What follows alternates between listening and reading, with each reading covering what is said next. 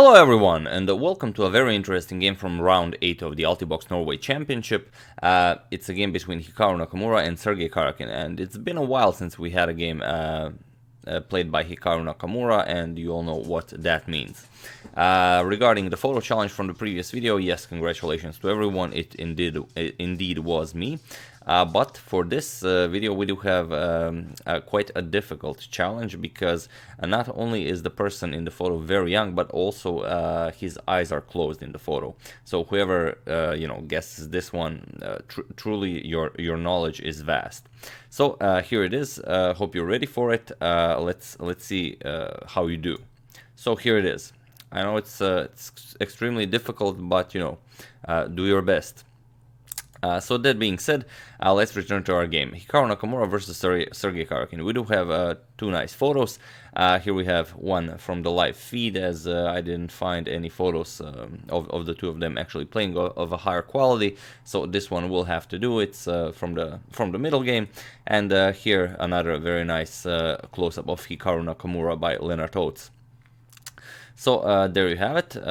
Hope you enjoy those. It's a very nice game because it really, you all know Karjakin. I mean, Karjakin with black. It's pretty much the same as if it's Karjakin with white. You're probably not gonna win that game. But in this game, Nakamura really shows to what extent of preparations he went to try and achieve something in this game. So let's see it. Hikaru opens with c4. Just a second. We have knight to f6, so the English opening is on the board. Knight c3, e5 now, knight to f3, knight to c6, g3, and bishop to b4. So the four knights variation of the English, you've seen this opening plenty of times, and of course Nakamura and Karjakin are both very well prepared in such a line. Bishop to g2, we have castles, and e4 now.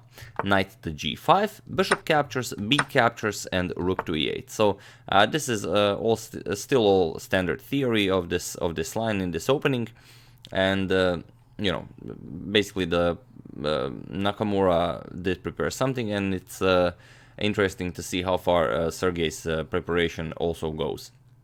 f3, e captures on f3, knight captures on f3, and now d5. And now, not even worrying about c captures on d5, Nakamura immediately gains control of the center with d4. d captures on c4, and now bishop to g5.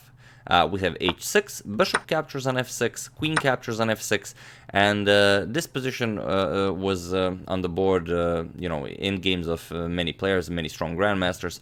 One game that featured two very strong grandmasters is the one played in St. Louis in 2015 between Elevan Aronian and Viswanathan Anand, and here Aronian continued with e4, and pretty much in every other position players continued with e4, and the game between Anand and Aronian finished in a draw.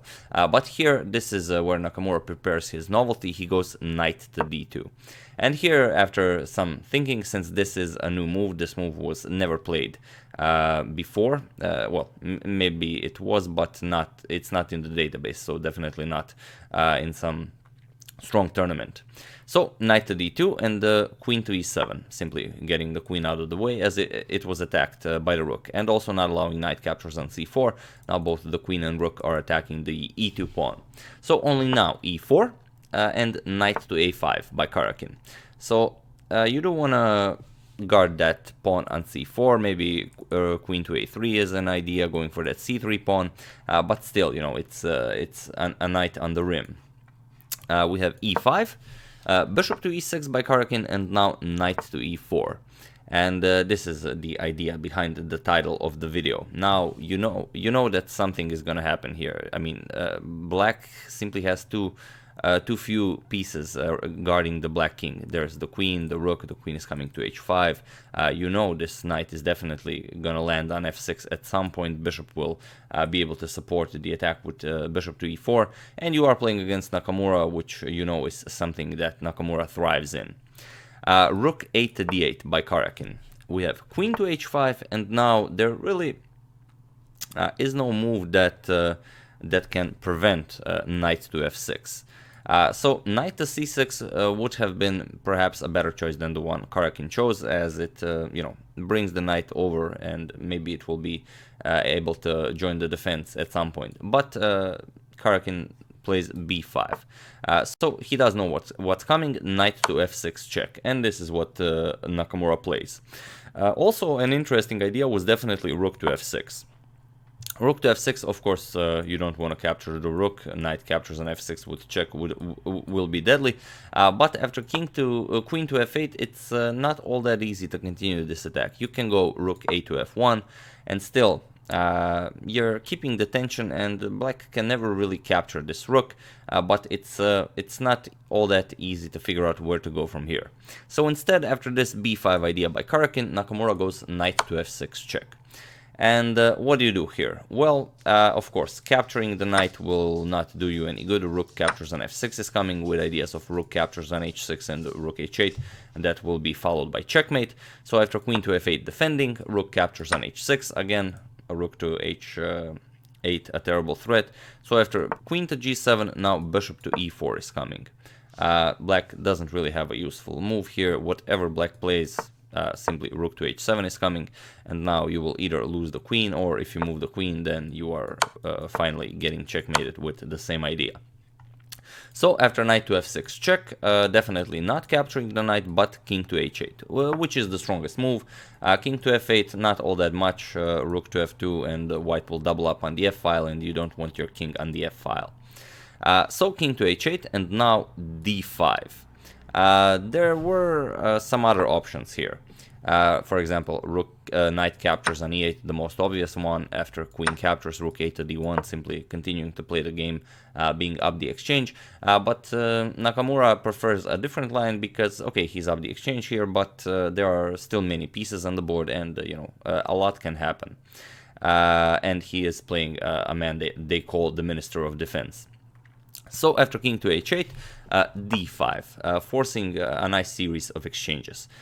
Bishop captures on d5, we have bishop captures, rook captures, knight captures on e8, rook captures on e5, attacking Nakamura's queen, queen captures on f7, now forcing a trade of queens.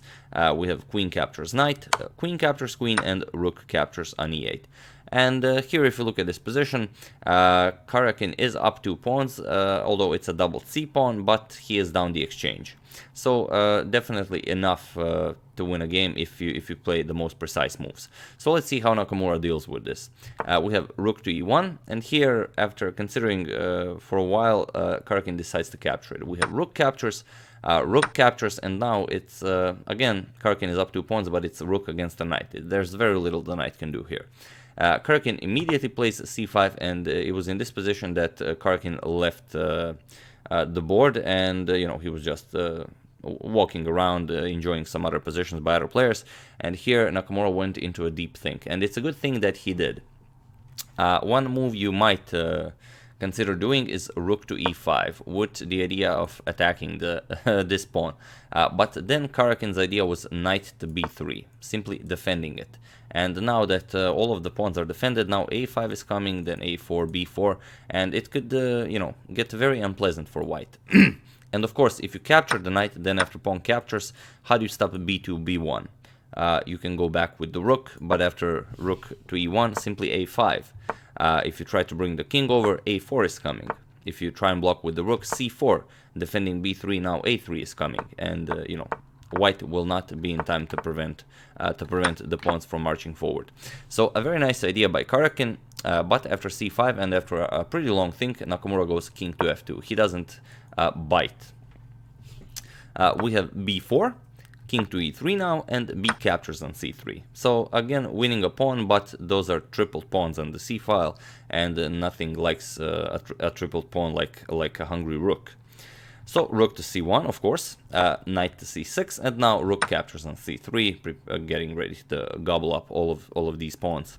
Knight to b4, rook captures on c4, knight captures on a2, and now rook captures on c5. So only one pawn up, but again, it's a rook against a knight. Knight back to b4, and now king to e4. We have king to h7 and rook to c4 now, attacking the knight. and a5. a5 was very much necessary. If you try something like knight to a6 to get the knight out of the way, then king to d5, and black is lost immediately.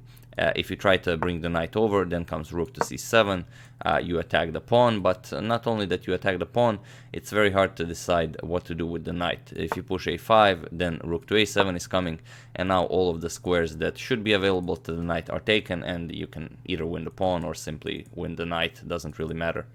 But black would be completely lost here. So after rook to c4, a5. We have rook to c5, and now a4. Rook to a5, and now there is no more options for black to keep saving the pawn. Knight to c6, attacking the rook. Rook captures. Now the material regarding pawns is equal, but Nakamura is still up the exchange. Knight to d8, we have rook to a6, knight to f7, king f5, knight to h8, we have h4, knight to f7, and g4. And it was interesting, people were wondering, can Karjakin maybe save this position somehow? Maybe create some sort of a fortress or something, but it was in this position after Nakamura played g4 that Karjakin actually resigned the game. Why did he resign? Well, he's Russian. Even as a child, he probably learned all of exchange up endings regarding a rook versus a knight, and 2 pawns on the king side. So he knows that this is completely winning for white, and we're just gonna show one way why this is winning. Black doesn't really have a useful move. You don't want to move any pawns as you are trying to create a fortress. So basically what black could say is that I'm just going to go knight h8, knight f7, knight h8, knight f7, and there's nothing you can do about it. So let's see how this works. Knight h8, simply waste a move, knight goes back, and now g5. The threat is of course g6, winning the knight. So after you capture, it captures. Now again g6 is a threat. If black prevents it, for example, pushes g6 himself, then you simply move the king back in. Knight goes to h8, then rook to b7 check. You move the king, and now simply rook to d7. You simply waste another move. And now black only has 2 options. Either he will play king f8 and he will get checkmated, or he will play the other very unpleasant move, knight f7, but then he loses the knight. After king moves, king captures on g6, and once the king comes to g8, it's a very nice position, especially for beginners. Try to find a forced win here for white. So feel free to pause the video, and if you really want to challenge, then find a forced mate in 2 moves. If you want to just win the game, then do that. Either is fine. So for those of you who were able to do it, congratulations, you are an excellent player. And for those of you who just want to enjoy the show, basically any move with the rook, on the f-file will be checkmate in 2, except f8. Then even if you found rook f8, you're still winning. After king h7, you're just gonna get a new queen. But any move other than rook to f8, for example, rook f2 or f1, you're forcing black to move to h8, and now rook to f8 will be checkmate. So yeah, a very nice idea. But after g4, Karjakin resigned the game, and a first victory in this tournament for Hikaru Nakamura. So very nice. We'll be showing at least one more game from round 8 of the Altibox Norway Championship, and then we're gonna prepare the standings as well, and hopefully the correct standings this time. So yeah, that's the game. I do hope you enjoyed it. And regarding my Carlsen versus Wesley So video, a lot of you are saying that it doesn't work. I have no idea why this is so. To most of the people, it does work, and I reported this to YouTube support, and they can't find anything wrong with it. So it might be due to the fact that you're watching it through some application, or maybe you are watching it via iPhone. I have no idea, but I tried it with different means, and it works perfectly. And in YouTube support, they also said they can't really find anything that's wrong with it. So until this is resolved, I'm sorry to those of you who are not able to watch this video. But yeah, such is the way of YouTube. I would like to thank PM The Graph for a contribution to my channel. Thank you a lot, I really appreciate it. Once again, as usual, you can check 2 of my previous videos here. Thank you all for watching, and I will see you soon with another nice game from the Altibox 2018 Norway Championship. Thank you all, and I'll see you soon.